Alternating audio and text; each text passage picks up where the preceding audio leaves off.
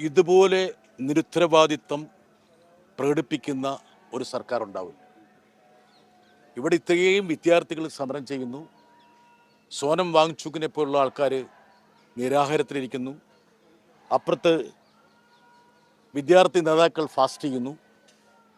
ഒരു തരത്തിലും ഈ ഒരു സമരത്തെ അഭിസംബോധന ചെയ്യാൻ വേണ്ടിയുള്ള ഒരു ശ്രമവും കേന്ദ്ര സർക്കാരിൻ്റെ ഭാഗത്തുനിന്നുണ്ടാകുന്നില്ല.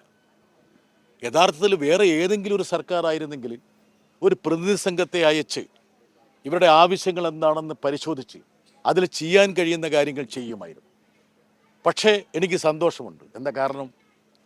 ഈ സമരമെന്ന് പറയുന്നത് ഈ ഫാഷിസ്റ്റ് സർക്കാരിൻ്റെ അവസാനത്തിൻ്റെ തുടക്കമാണ്.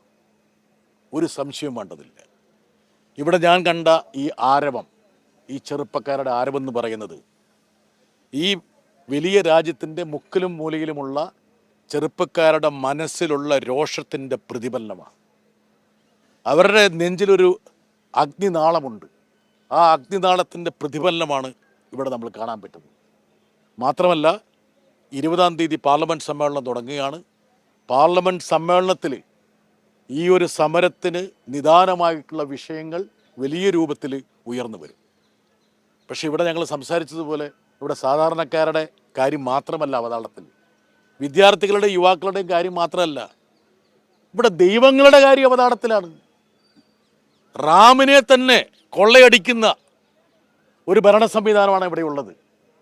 ഇപ്പോൾ അയോധ്യയിൽ നിന്നും ബദ്രീനാഥിൽ നിന്നും മധുരയിൽ നിന്നും ഒക്കെ വരുന്ന, ഉജ്ജയിൽ നിന്നൊക്കെ വരുന്ന വാർത്തകൾ നോക്കിക്കഴിഞ്ഞാൽ ഇതുപോലെ സംഘടിതമായിട്ടുള്ള കൊള്ള ഈ ഇന്ത്യയുടെ ചരിത്രത്തിലുണ്ടായിട്ടുണ്ട്.